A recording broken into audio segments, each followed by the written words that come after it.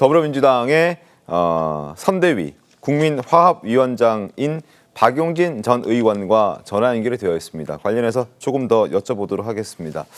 자, 나와 계십니까, 의원님?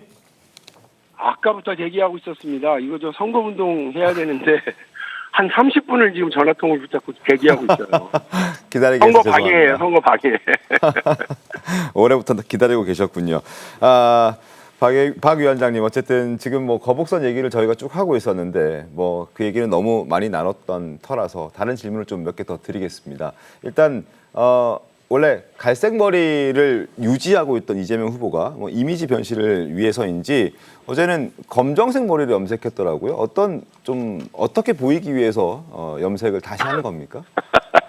아, 그랬나요? 저는 뭐 그런 것까지 신경을 쓰지는 못했는데 그 염색하시면서 머리를 빨갛거나 파랗거나 했으면 그게 무슨 신호가 됐겠죠. 네. 또 전 시장이 파란 넥타이, 빨간 넥타이로 여러 가지 메시지를 남기는 것처럼. 네. 근데 뭐 머리 염색까지 우리가 정치 어떤 뭐 이야기 소재로 담기는 좀 민망한데요. 무슨 의미가 있는 것 같지는 않습니다. 알겠습니다.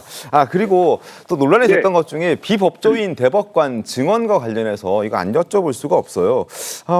일단 이재명 후보는 당과의 입장 차이는 있다. 나의 입장은 아니다라고 얘기를 하고 있는데 그 박 위원장께서는 어떤 의견이십니까? 이 부분에 있어서는? 그 대선 기간에 후보가 그건 내 의견 아니다, 동의하지 않는다, 뭐 이렇게 이야기를 한 거면 거기로 선을 이제 그은 거라고 봐야죠. 더 논란이 되지 않기를 바라고요. 네. 그 국회의원이 각각이 그 자기의 이제 입법 발의할 그 권한이 있지 않습니까? 그러니까 이제 그런 입장에서 그 사법부의 어떤 다양한 구성 이거를 좀 추구하기 위한 제한 성격의 입법 발의인 것 같은데 네. 실제 우리 사법부가 너무 한쪽 편향, 뭐 남성이었거나 혹은 뭐 특정 대학의 구성원들 중심이다. 특히나 대법관들이 그렇다. 이런 얘기들이 많아서 여성 대법관들, 여성 법관들이 더 많이 참여할 수 있도록 그동안에 많은 노력이 있었고요. 네. 특정 대학으로만 구성되지 않도록 하기 위한 다양성을 기하기 위한 노력도 계속되어 왔고 국민들의 만족도도 상당히 있는 걸로 알아요. 다만 그 각각의 어떤 제도 개선이라든지 법 개정이라든지 하는 것들이 뭐 사회적 구성의 다양성, 여러 의견의 반영을 위해서 필요로 하는 건데 국민적 동의가 있어야 하지 않겠습니까? 네. 그런 면에서 이번에 논란이 어찌 보면 그런 국민적 동의를 얻어가기 위한 과정이 될 수도 있고요.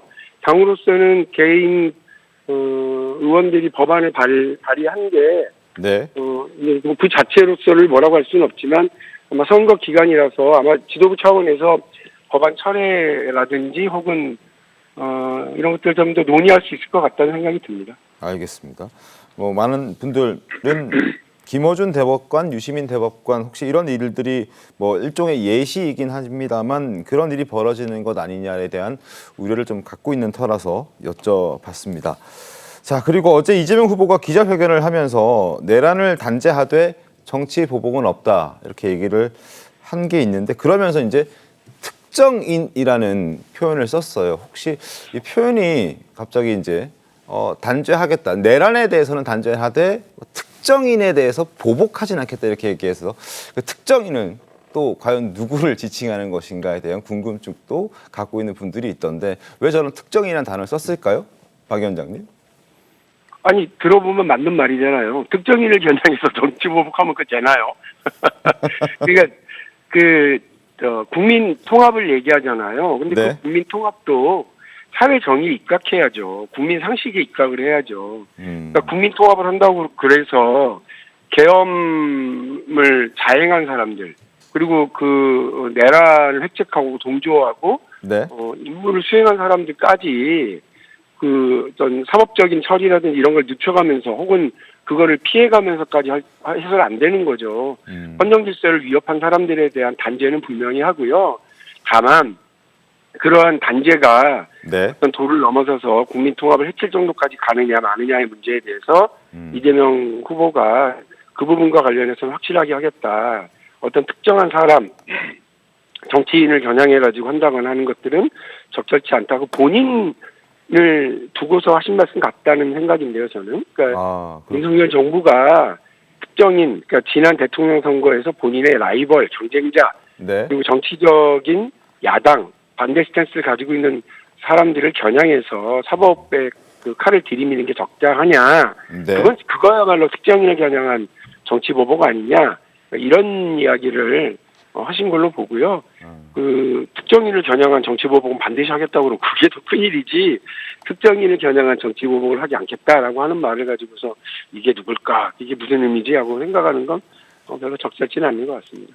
알겠습니다. 지금 전화 통화하는 중에 속보가 하나 전해졌는데요, 박 위원장님. 네. 지금 박범계 의원이 제출한 그 비법조인 대법관 임명과 관련된 법안, 그리고 장경태 의원이 대표 발의한 대법관 수를 100명으로 증원하겠다는 이 법안을 지금 더불어민주당에서 법안 철회하겠다라고 속보가 전해지고 있는데 혹시 좀 내용을 미리 알고 계셨나요? 아니요, 그렇지는 않고요. 국민 여론에 대한 걸 잘 반영하고 있다 이렇게 생각이 들어요. 그리고 당이 철회하는 게 아니라 아마 그 개별 의원님들이 철회하셔야 될 거고요. 동의하신 의원님들 10분은 넘을 테니까 그분들이 또 그 철회에 동의해 주셔야 될 거고 당에서는 아마도 철회 권고 정도를 하셨겠죠. 그리고 당의 이제 주요한 직책을 가지고 있는 분들이니까 당 지도부의 의견 이런 것들을 받아서 할 텐데 네. 국민의힘이나 이런 데서는 민주당이 입법권하고 행정권을 다 가지면 독재가 될 거다 얘기를 하지만 지금도 보셨지만 국민 여론을 거슬러 가면서까지 행정권 입법권을 행사할 수는 없어요. 그래서 독재에 대한 우려, 독재가 될 거라고 하는 그런 얘기는 늑대가 온다 이런 양치기 소녀라고 똑같은 얘기거든요. 국민 여론 무시하고 계엄 저지르는 사람들이 독재지 국민 여론 살펴가면서 또 국민의 목소리를 기울여가면서 한다면 입법 권한에서의 다수파도 국민이 정해주신 거고요. 대통령 선거에서 당선되면 그거 역시 국민들이 결정해 주신 거예요. 입법과 행정권을 가지고서 안정적으로 국정 운영을 할 수 있는 힘을 독재다라고 규정하는 건 적절치 않고 지금 이 법안에 대한 철회 결정 이런 것들처럼 국민이 원치 않으면 또 논의가 무르익지 않았으면 네. 그렇게 억지로 끌고 가기는 어려운 것이 대한민국의 그 정치 질서와 대한민국의 현 단계의 상황이다라고 하는 점을 다시 한번 확인할 수 있겠네요. 알겠습니다. 자, 박 위원장님 오늘 오래 기다리셨다가 전화 통화를 했는데요. 오늘 말씀 감사하고 연결 고맙습니다. 예, 밀린 선거운동 열심히 하겠습니다. 고맙습니다. 네, 알겠습니다.